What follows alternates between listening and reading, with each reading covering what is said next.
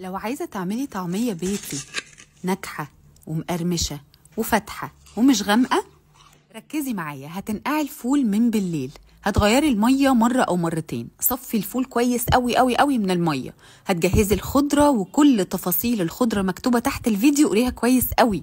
كبتي الجديدة من نيو كلاين هي سبب نجاح الطعمية، علشان لو عندك كبة حلوة هتطلعها لك زي الكريمة كده خطيرة. بصي بقى، اضربي الأول ضربة سريعة كده لحد ما كل المكونات تدخل مع بعض. هنفتح في النص هوريكي دلوقتي علشان نضيف البيكنج صودا والبهارات، وبعد كده هنحط المية الساقعة ونضرب تاني.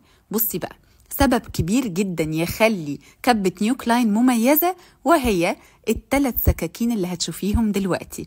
كبة ب3 سكاكين طبعا هتطلعها خطيرة.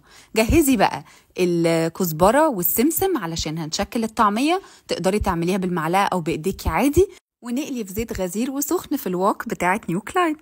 والطعمية السخنة بتبقى عايزة عيش فينو، طماطم وجرجير، سلطة طحينة، بتنجانة مقلية، بطاطساية مقلية. أحلى ساندوتش طعمية بيتي في العالم.